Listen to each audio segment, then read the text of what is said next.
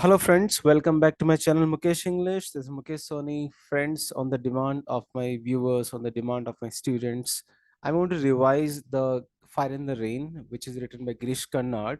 Though I have already done the video about the summary, the question answers based on the textbook, but few of my students they mentioned that, sir, why don't you analyze it once again? Why don't you try to make it more simplify, or you try to give more simple explanation of this play, The Fire and the Rain.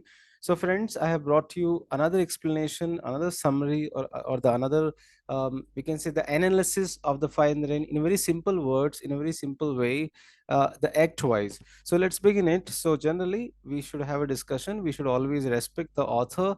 And this famous play, The Fire and the Rain, is written by the famous writer, Indian actor, film director, Kannada writer, and the playwright, Girish Karnad, who is a famous Jnanapiti awardee, and he has brought the Indian mythology, the essence of Indian mythology, through his famous work like Yayati, The Fire and the Rain. And the very best plays are here: Yayati, Tughlaq, Nagamandala, and obviously The Fire and the Rain. Now, when you talk about The Fire and the Rain, we know very well that this Fire and the Rain, which is originally written in Kannada language in 1995, and the title was given here Agni Mattu Male, and later it was published in English in 1998 by Girish Karnad himself. And we could see so many stage plays in various languages like Hindi, Bengali, English, in India as well as abroad. And in 2002, there was also a movie titled Agni Varsha, starred J.K. Shroff, Nagarjun, Ravina Tandon, and you can watch that movie on YouTube. That's going to help you a lot. And this Fire in the Rain is the sixth effective play of the famous writer Girish Karnad, and this is based on the legend of Yavakri, Yagna, Indra, which all this mythology happens in Mahabharata. And the most important thing is here, Girish Karnad has applied an interesting technique that's called play within the play. That means to say story in the story. That's going to make this play more interesting. Now let's know about the character. Before we deal the play in details, we should know about the character. So there are two brothers, Rebbe and Bhardwaj. Rebbe and Bhardwaj, both are Brahmins, and there are two brothers, Rebbe and Bhardwaj. Rebbe has two sons. The elder son name is here Parvasu, who is 28 years old, and the younger one is here Aravasu, who is 18 years old. Bhardwaj has a son called Yavakri, and Yavakri, after the death, or the Yavakri is being looked after or taken care by Andhaka. So Andhaka is the guard of Yavakri's house, and Andhaka means to say, by name itself, we can easily find out he's a blind person, and by caste he's a Shudra, so he's not allowed to enter the house, so he has to guard the house from the outside, from the main gate only. Now coming back to Rebha's family, Parvasu's wife name is here Vishakha, and Arvasu is in love with a tribal girl who is about 14 years old. And there's one more character we have here, Brahmarakshas. In the very opening of the play, we'll find here there's a Brahmin soul, Brahmarakshas. Then later, after Act 3, we'll find two important character, as well as in the beginning, actor manager and actor manager's brother. Who is actor manager? So there's a drama company, and this drama company is being taken care, is being who is the in charge. That's actor manager and actor manager's brother. So that's a brief introduction. There are still many more important characters which you will come to know at the end of this play. Now, what's the mythological background behind this play? This play has been extracted from the chapters, from 135 to 138 chapters. That's called Vana Parva, the forest canto of the Mahabharata. And this play is based on the myth of Yavakari, who is a sage who goes to jungle in to seek the universal knowledge from Indra, and because he would like to take a revenge from the Rebhya's family, from his uncle's family. And Yavakari's father, Bhardwaj and Rebhya, both are brothers and equally learned. So that is a mythological background behind the whole play. So now let's begin the play here. Before that, let's know the important sections. The whole play is divided into the 5 sections: prologue, Act 1, Act 2, Act 3, and the epilogue. So let's begin it. The prologue. So the play begins here. The play begins with the information about the whole kingdom. So there has been a drought from the past 10 years, no rainfall. And to bring the rainfall, to please the god Lord Indra, the please the Lord Indra. The fire sacrifice is going on from the past 7 years. So this is the seventh year we are observing fire sacrifice in this play here. And Rebya's eldest son Parvasu, who is appointed as the chief priest by the king, and there is a Brahmin soul, the Brahma Rakshas, who is hovering nearby around the fire sacrificial place, because the Brahma Rakshas is seeking is in the, we can say, is in search of the liberation, would like to get a mukti, the moksha, the mukti, and this is not seen by anybody. So we know that Brahma Rakshas will not be seen by anyone. So now here uh, there's an actor manager who has appeared here, and he has come with a request, though he's not allowed to enter the fire sacrificial place. The soldiers, they stop him and they say that, look, if you have any kind of request, you can tell her, and we are going to send the message to the king. So the message from the from the actor manager is sent to the king, and the courtier reads a message. In the message, it's mentioned here that it is not enough to conduct the fire sacrifice to please Lord Indra to get to get the good rainfall. And he suggests here that white it suggests that we would like to conduct a drama, we would like to conduct a nataka, a kind of play here, so that that's going to entertain the Lord Indra, and the Lord Indra might be pleased by this drama also. So in the letter, it is also mentioned that they are looking for the best actor, the very fine-tuned actor, and that actor is here Arvasu. So they want to, so actor manager would like to take the permission from the king that can Arvasu play the role in the particular drama. So what happens here? Uh, the king says that okay, it's all left to Parvasu. If Parvasu is the chief priest, he's the whole and soul, he's the in charge, and if he permits his brother, I have nothing to do. I have I have the clean sheet, and I can say that yes, he can go ahead. So finally, Parvasu says that yes, my brother can play the role. And when Arvasu gets to know about this knowledge, gets to know about this news, he's so happy about it, and he shares this information to his beloved Nitalai, with whom he's in love. So this is how the prologue happens here, and now we are moving to the Act 1. So the Act 1 begins with a meeting, with a kind of conversation between the two lovers, Arvas and Nitilai, and the whole conversation talks about the love. And Nitilai says that really, if you would like to marry me today or by this afternoon, by this before the sun sets, you have to meet my elder brother. You have to meet my brothers, my elders.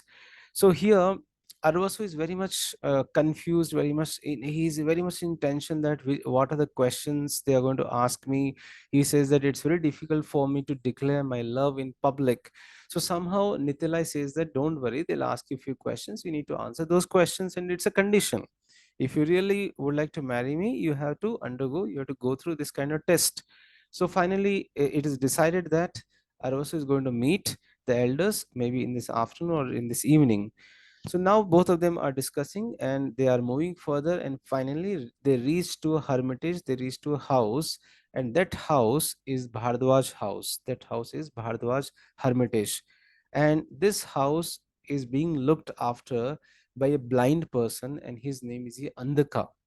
And Andhaka is a Shudra by caste. Andhaka is a Shudra by caste.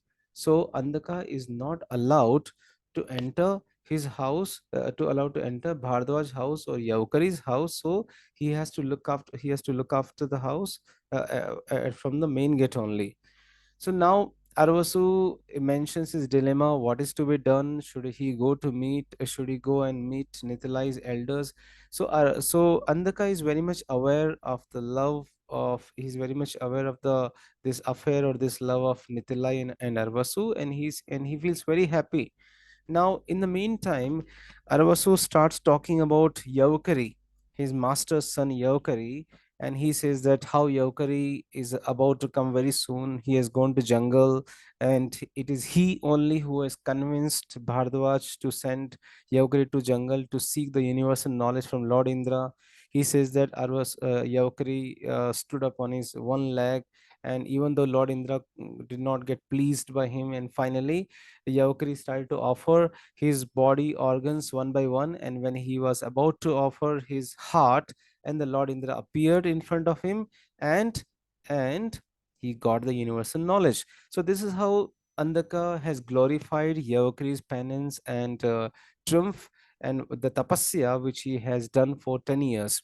So in between, Nitalai asked a question that if Yavakari had the access and he has seen the Lord Indra, why didn't he ask for the rainfall for the people? For this kingdom. So that shows that how Nitalai is so clever and how Nitalai also doubts Yavakari's knowledge.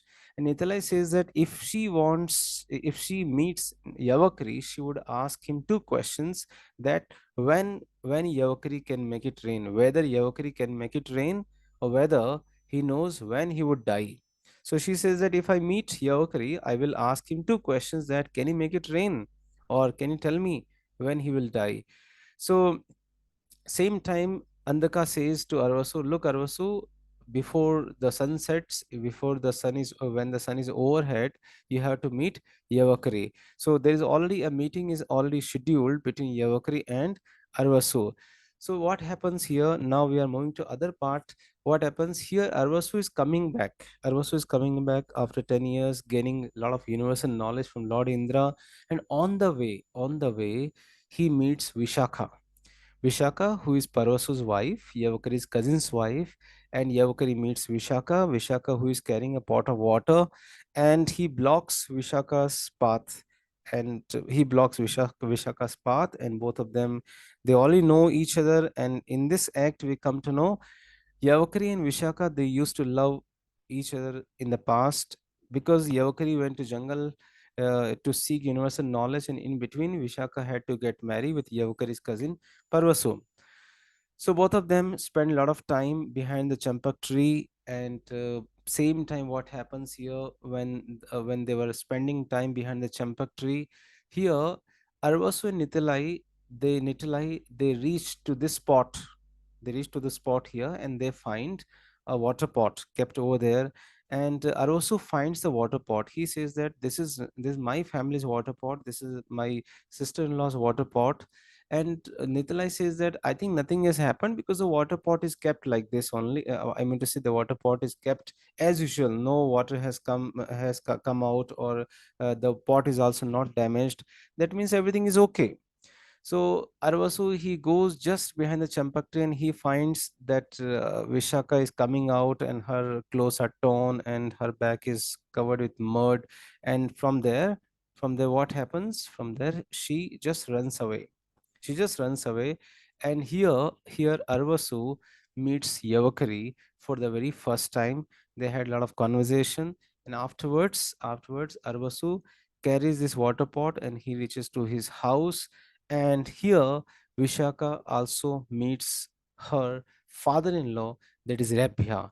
And we know that her father-in-law is not a very good-hearted, or we can say is not a very kind-hearted person. He's very short-tempered, and he started to shout the moment he sees his daughter-in-law. He says, "You go to fetch water, and your brother-in-law carries it back for you. Very strange. What's happening here? Why are you so filthy? You look like a buffalo that has been rolling in mud." So he doubts that something is wrong here. That she went to bring water, and the water pot is being carried by Arvasu, and she has come with empty hand, and her clothes are torn, her back is covered with mud. So something is wrong. So Rabia doubts. So here in this conversation, finally, Vishaka reveals that yes, I was with Yavakri. Do whatever you do it. I was with Yavakri. She reveals, and Rabia gets very angry, and Rabia curses and he challenges. He says, Vishaka, tell your lover I accept the challenge. I shall invoke Kritya and send a Brahma Rakshasa, a demon soul, after him. Let Yavakri save himself. He need only go and hide himself in his father's hermitage. If he steps out, he'll be dead. Tell him this too, that if he manages to stay alive for another 24 hours, I, Rebhya, shall accept defeat and enter fire. So there's an open challenge by Rebhya, and he says, Vishaka, go and tell your lover, I'm going to kill him. I'm going to invoke Kritya, and I'm going to give a birth to Brahma Rakshas, and the Brahma Rakshas will kill him if he wants to save his life, tell Yavakri to stay in his father's house or and be there for the next 24 hours. Otherwise, if I don't kill him, I will kill myself and I'll enter the fire. So that's an open challenge. uh, it's an open challenge given by Rebhya. Now here what happens, Vishaka and Arvasu, they run. The Vishaka and Arvasu, they run. Vishaka says to Arvasu, look, Arvasu, you go and tell Andhaka that his life is in danger. And Vishaka says that I know where is Yaukari, because Yaukari is nearby the Champak tree, nearby the Black Cliff, right? So like this, what happens? Both of them, they depart in the different directions. And here Vishaka reaches to Yavakari, and she explains that, look, your life is in danger, but he's least bothered about it. And here Arvasu goes to Andaka. He says that he just tell Arvasu that he Arvasu just tells Arvasu just tell Andaka that, look, his life is in danger. You just tell him to stay in the house. But Arvasu does not tell that who is going to kill. He just tell Andaka that as soon as Yavakari comes here, you tell him to stay in the house. And finally, Arusi says that I'm going to meet Nitilai. I'm going to meet Nitilai's elders. Here, Yavakari is trying to convince. Yavakari is, sorry. Here, Vishaka is trying to convince Yavakari to go to his home, to go to his hermitage, because the Brahma Rakshas can kill him any point of time. Now here, one mistake Yavakari has done. Yavakari finally says that. Yavakari says that he says he says, "Don't you understand anything? You want me to run away after issuing my challenge?" Vishaka says, "Challenge?" Yavakari says, "Do you think all this happened accidentally? You think I would leave anything to chance? How do you think Arvasu happened to arrive at the river bank at the right moment? Who called your father-in-law back?" So finally, Yavakari has revealed indirectly that, look, Vishaka, it's a plot. It's a conspiracy I have done by using my universal knowledge, universal power, that I have done some sort of universal power, that you have come here, Arvasu has come here, Parvasu may also come back.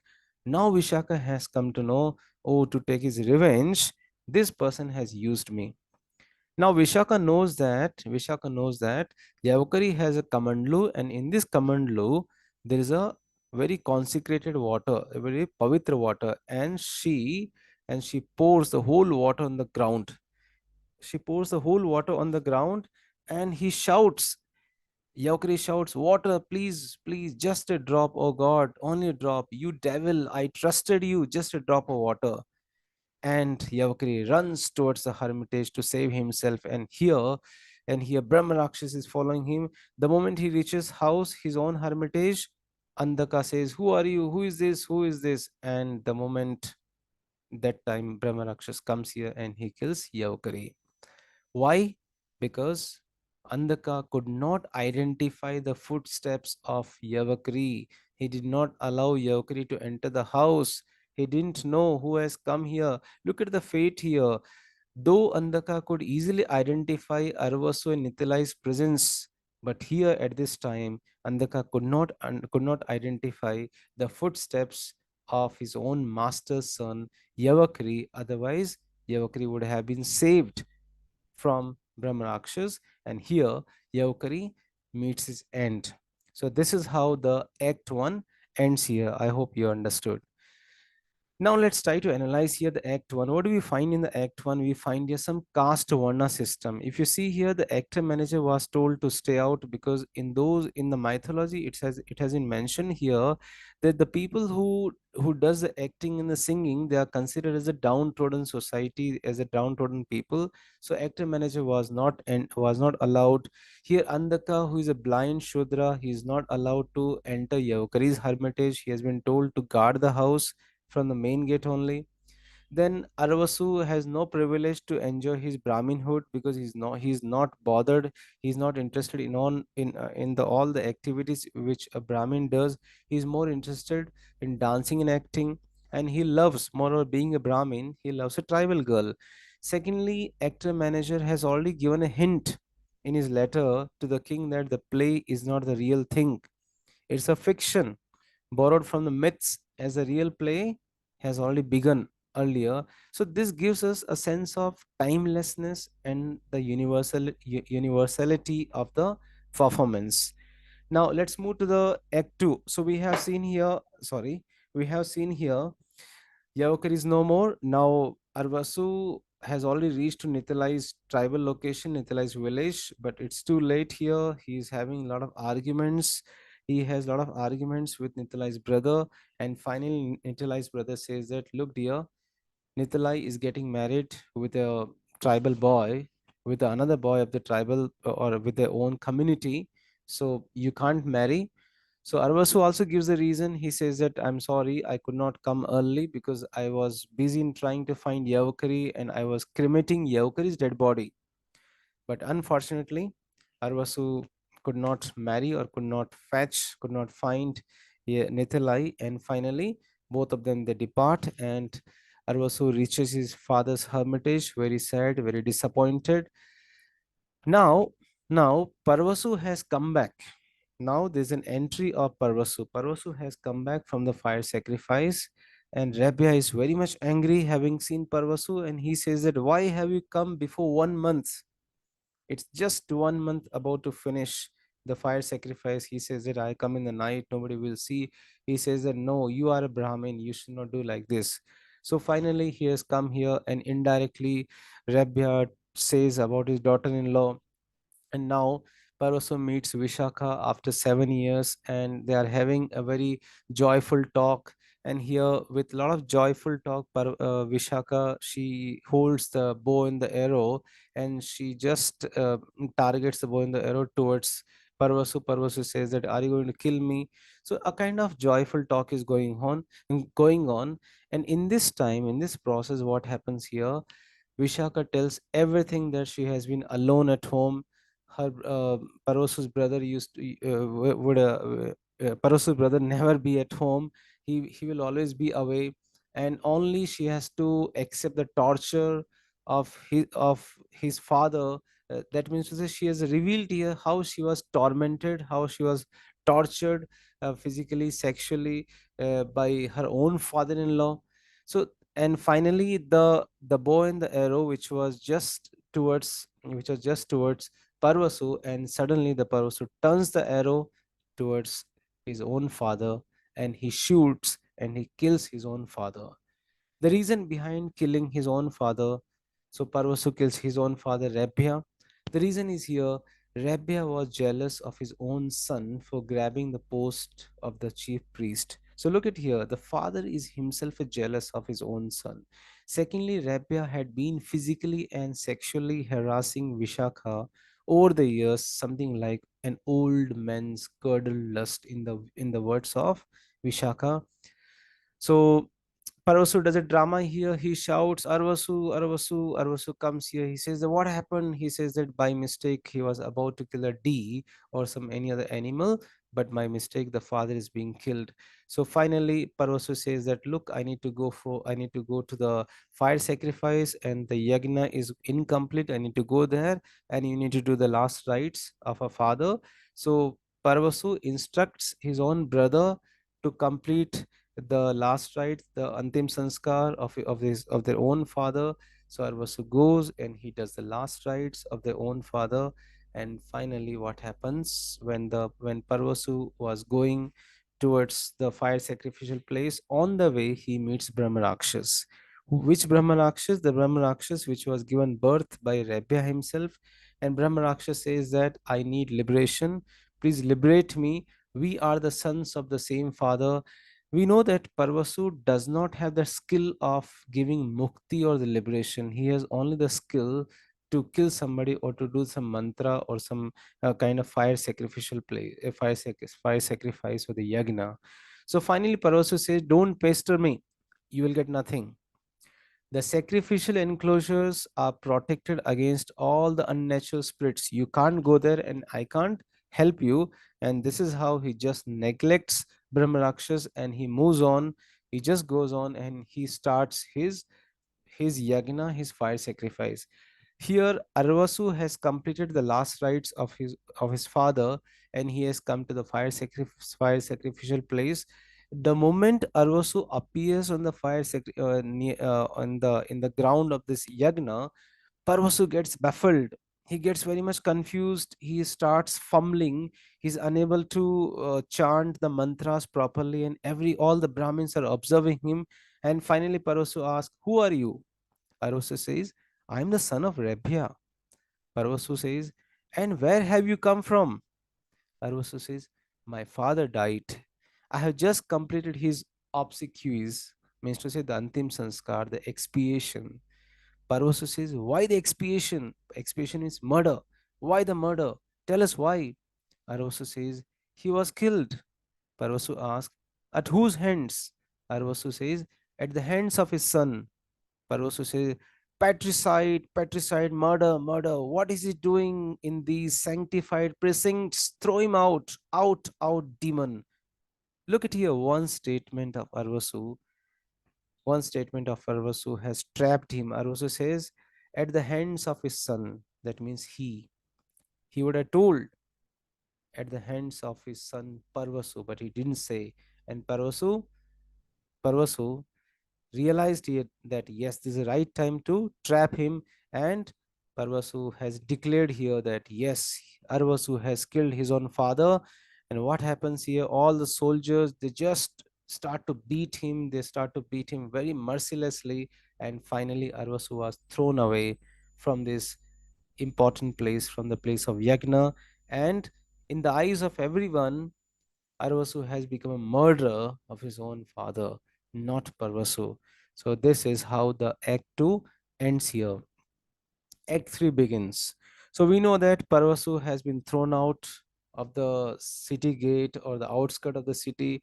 Now it is the actor manager, the drama company actor manager, and Nitalai who has been looking after Arvasu from the past 3 days. Nitilai has left her husband's house. She has run away from her husband's house the moment she came to know Arvasu's life is in danger. She nursed him. She looked after. He has become very weak, light-headed. He has got a lot of injury. So he recalls his plight, and he says that I remember how I was thrown out from my own brother. So he's very much disturbed now. But somehow Nitalai counsels him. Nitalai says that it's better you go to your brother, you meet him once again. He won't do anything. But he says no. My brother has killed my father, and I have become a murderer in the eyes of in the eyes of everybody. So this is how what happens here. The actor manager also says that, look, Nitalai has saved your life, and Nitalai has been very kind enough for everybody here. Actor manager says that his father is no more, his brother is limping, and the whole drama company is starving. They don't have food, they don't have money for a long time. It is Nitalai who has been arranging a lot for every one of us, and he's very much thankful to Nitalai. So finally, actor manager gives an offer to Arvasu. He says that why don't you play a role? Why don't you act in a play? He says, hey, how can I? But even though Arvasu sings, he dances, and actor manager is very much impressed by his performance. He says that don't worry, I'll train you. You're already trained person. Now, Nitalai has seen something. What she has seen something here, she has seen that her husband and her brothers, they are hunting for her. She feels very much panic, and she says that she flees from there. She feels panic, and she runs away. Right? I'm sorry. She feels panic here. She says that it's better.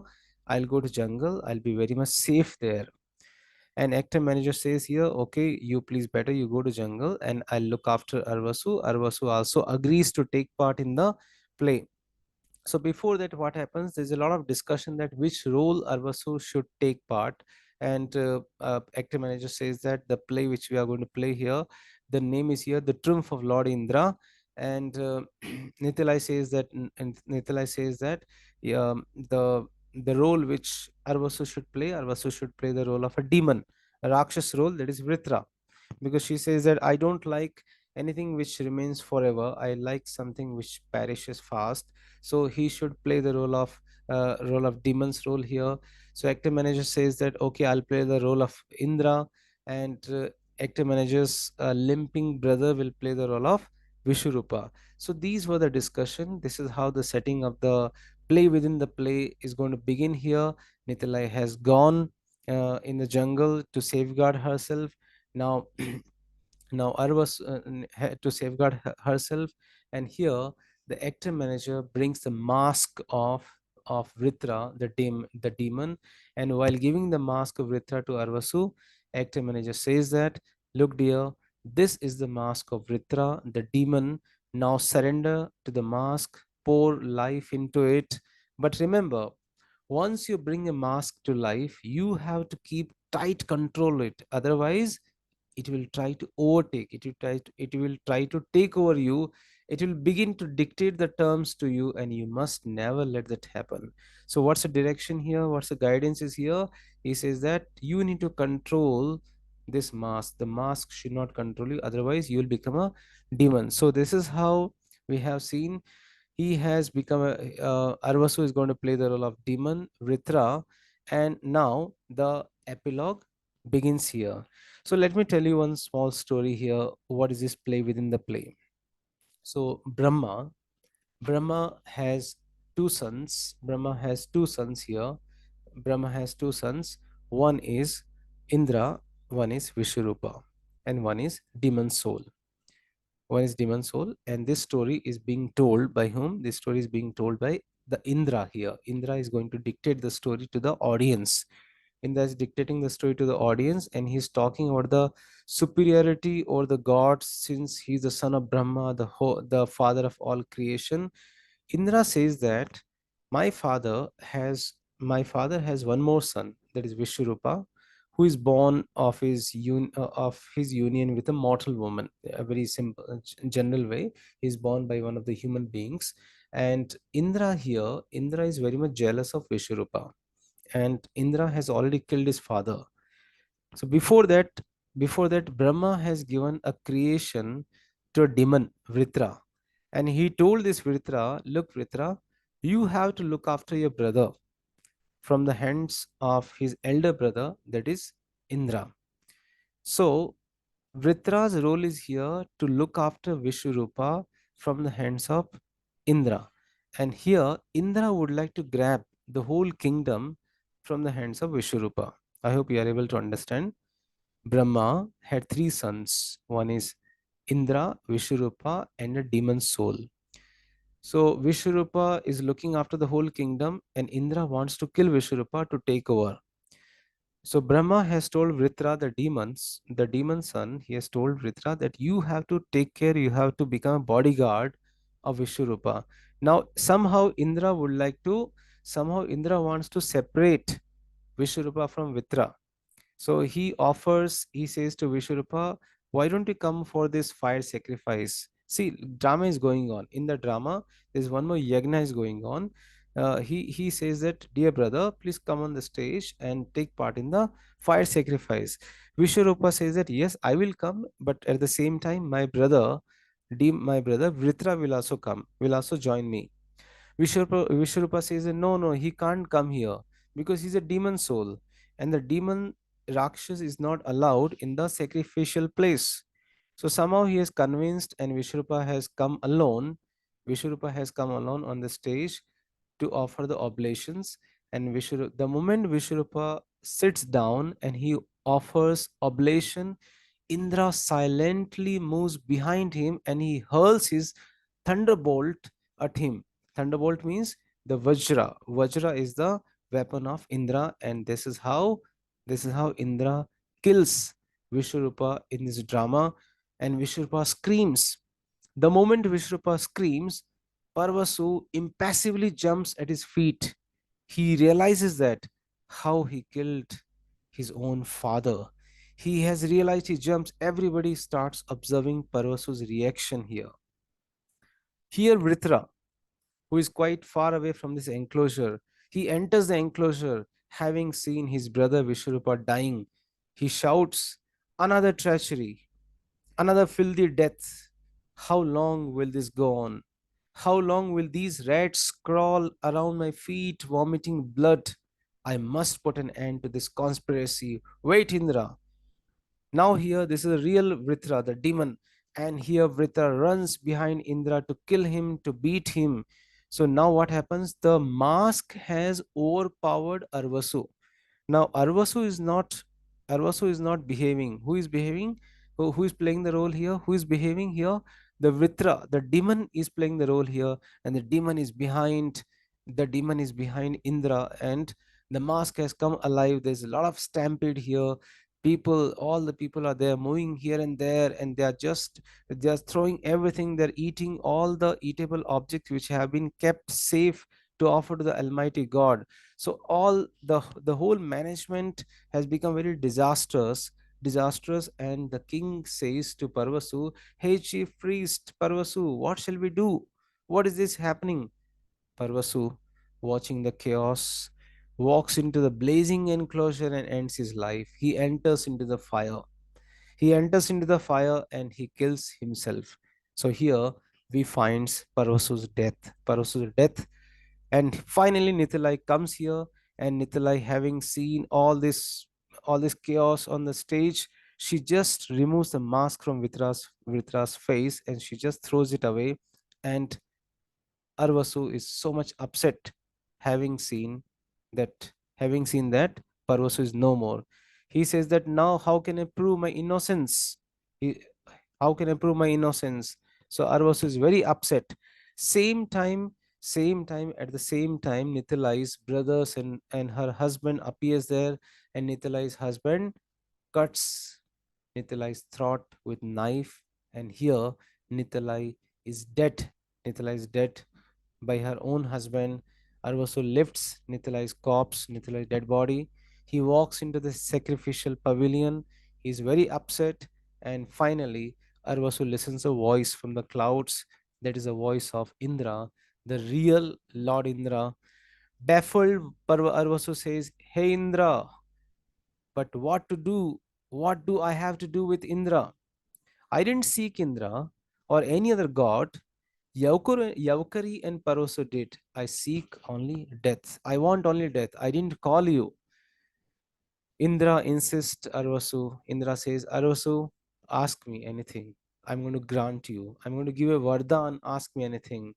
Here the crowd is shouting, "Arvasu, please ask for the rains. We want water. We want rains." Arvasu says, "No, I want my Nitalai back. I want my Nitalai's life." Indra says, it's not a great deal to bring Nitalai back to life. But once the wheel of time starts rolling back, there's no saying where it will stop. Samay ka chakra. And along with Nitalai, others too may return to life. Your brother, Parvasu, your father, even Yavakari. Do you want the past has to be revived? Do you want the whole cassette has to be revived? Everybody will be alive, and again the whole Samay Chakra will begin. Again the whole, we can say, the incidents will start. Do you want all this thing to happen? Even though Arvasu is least bothered, he says, "No, I want my Nitalai back." Now here, incidentally, Brahma Rakshas has appeared, and Brahma Rakshas is going to play his own card. We know Brahma Rakshas is seeking the liberation. Brahma Rakshas says, "I want release from this bondage. Arvasu, your father gave me this life. We are brothers. So you must complete what your father could not do it. I want to melt away. I want peace, eternal peace. I beg to you, intercede on my behalf with the gods." Arvasu finally says to Indra, "Lord Indra, give life to Brahma Rakshas also and Nitilai also." Now we know Indra is very clever. Indra says, even Indra says, "Okay, not a big deal. But remember, not even the gods can guarantee a soul the ultimate release." He says that, "I can try from my power, but I can't guarantee that. I can't guarantee that both of them will get life."